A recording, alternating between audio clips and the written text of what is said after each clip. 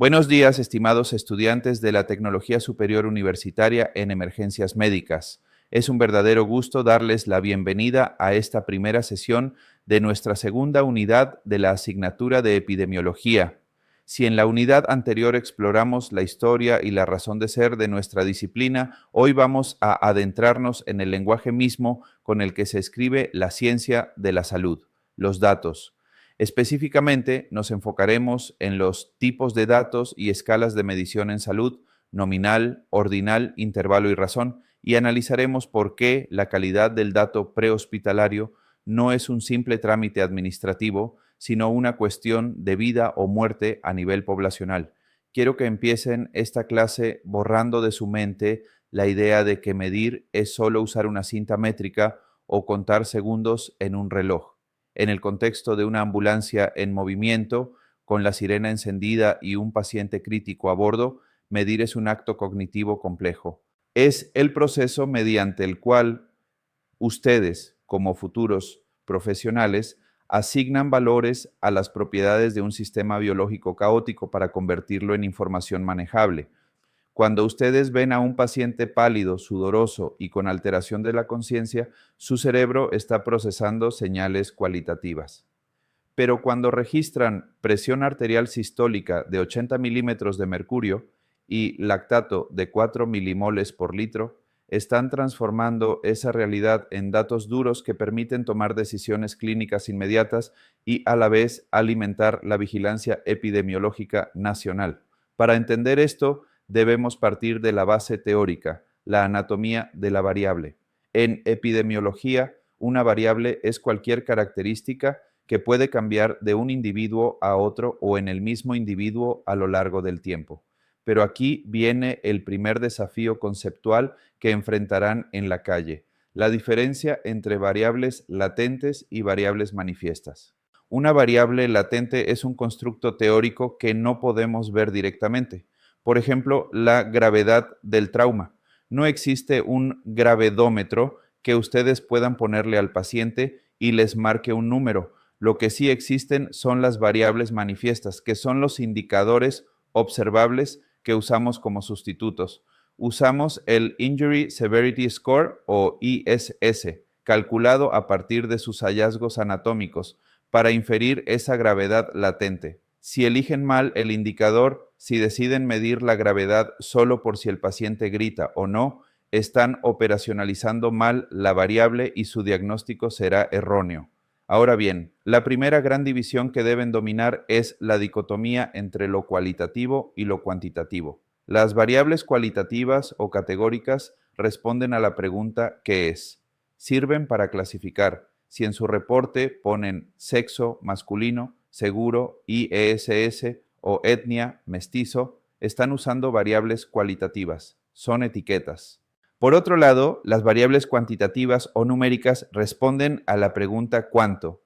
Expresan magnitud, y aquí hay una subdivisión clave. Las discretas, que son conteos de números enteros, como el número de víctimas en un accidente de tránsito, no pueden tener 3.5 víctimas.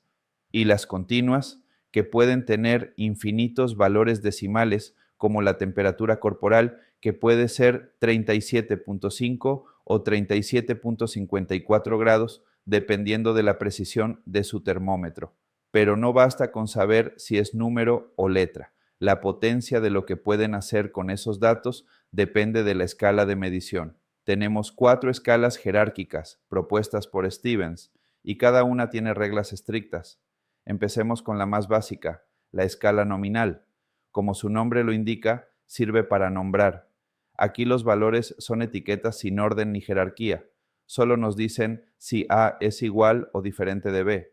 En el contexto ecuatoriano, esta es la escala del CIBE Alerta, el Sistema Integrado de Vigilancia Epidemiológica. Cuando ustedes llenan la ficha EPI 1 y ponen el diagnóstico presuntivo, están usando una escala nominal.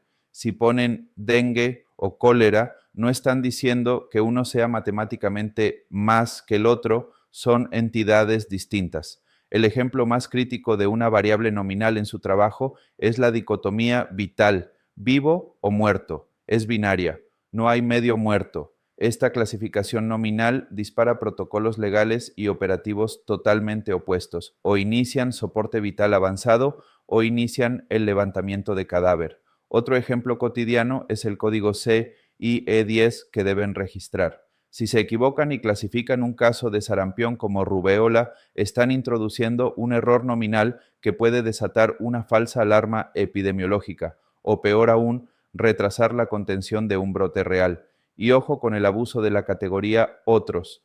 Si en sus reportes de trauma el 40% de las causas externas dice accidente no especificado, están creando un agujero negro de información que nos impide saber si el problema es la violencia civil o la inseguridad laboral. Subiendo un escalón, tenemos la escala ordinal.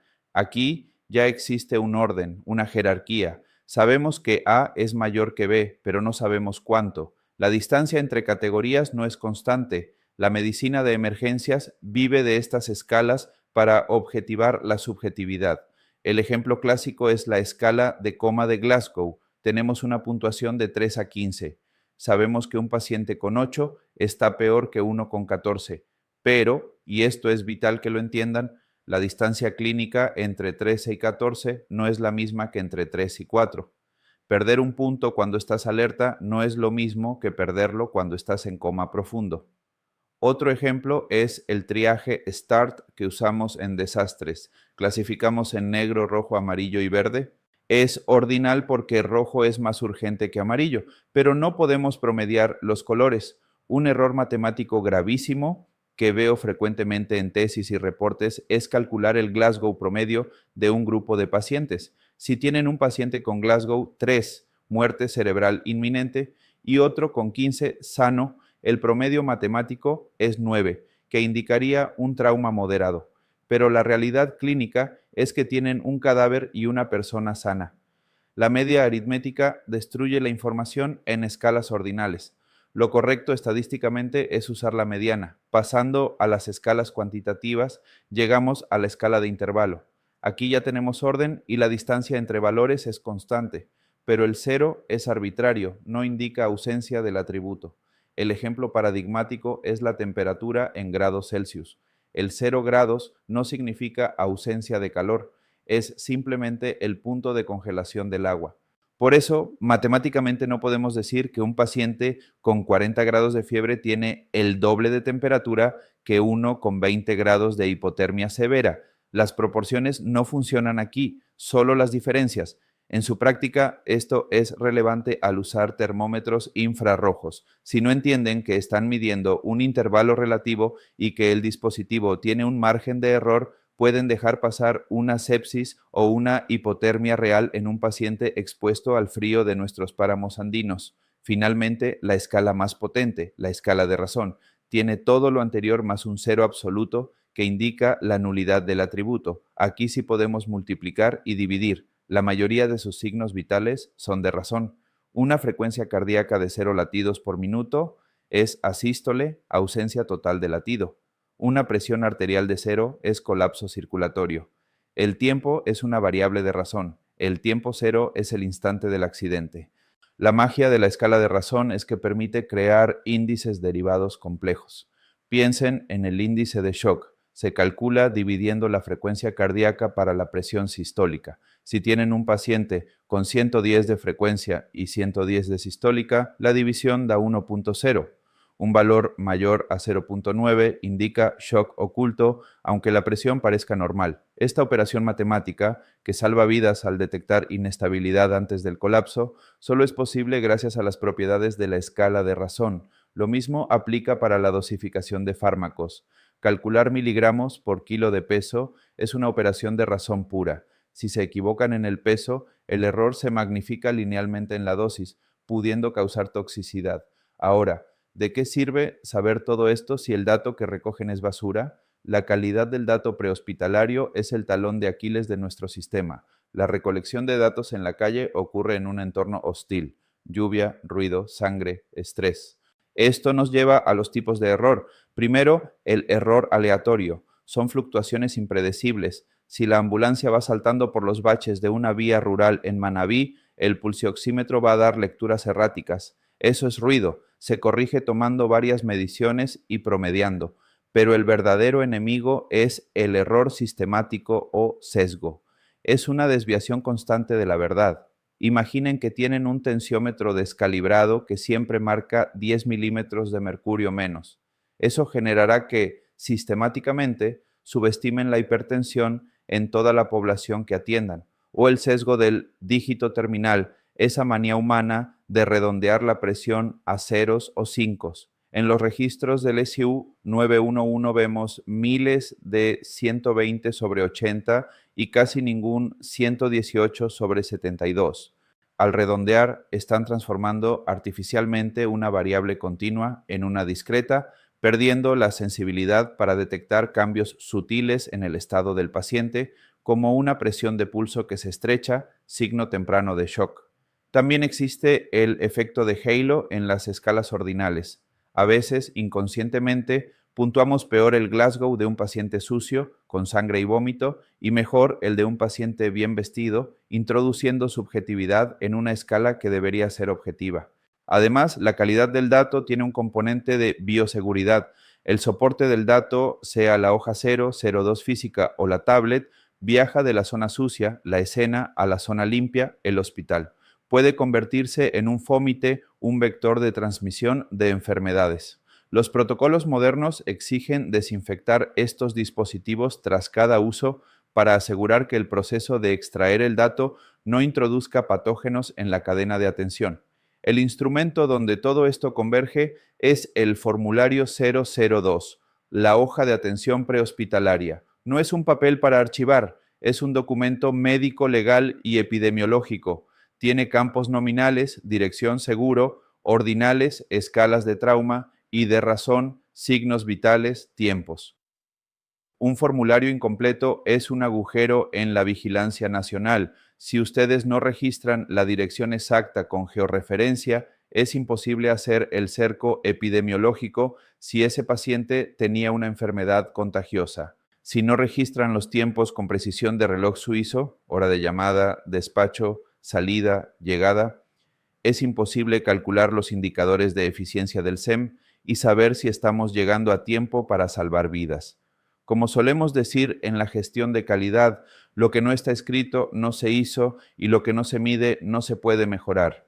Para que vean la aplicación real de esto, vamos a trabajar con instrumentos de evaluación específicos. En el componente práctico utilizaremos la matriz de frecuencia de quejas. Vamos a tomar datos simulados de una central de despacho y categorizaremos los motivos de llamada. Si descubrimos que el 40% de las llamadas son por transacción fallida o, traduciéndolo a salud, por dolor abdominal inespecífico, podremos identificar patrones. También calcularemos medidas de tendencia central. En el contexto de tiempos de respuesta en Ecuador, donde la orografía y el tráfico son complicados, la media aritmética suele estar sesgada por valores extremos. Si una ambulancia se demora 2 horas en llegar a una comunidad rural por un derrumbe, eso eleva el promedio falsamente. Por eso, aprenderemos a calcular y reportar la mediana, que representa mejor la experiencia típica del usuario en nuestro país. Analizaremos la dispersión con la desviación estándar. En calidad de servicios de emergencia, la consistencia es más valiosa que la velocidad ocasional. De nada sirve que un día lleguen en 5 minutos si al siguiente llegan en 45. Queremos un proceso con baja variabilidad, una desviación estándar pequeña que garantice equidad en la atención para todos los ciudadanos. Y visualizaremos estos datos usando herramientas como el sismógrafo emocional, adaptado aquí como un monitor de tendencias críticas. Si graficamos los tiempos de respuesta o la satisfacción del usuario a lo largo del tiempo, cualquier caída por debajo de la línea base es una emergencia del sistema que requiere intervención gerencial inmediata. El propósito final de que ustedes dominen estos conceptos va mucho más allá de aprobar la materia. Se trata de reducir la mortalidad prevenible. Entender las variables nos permite calcular tasas de uso, identificar zonas desatendidas y optimizar la ubicación de las ambulancias. Nos permite entender el ciclo de vida del paciente y mejorar el desenlace clínico.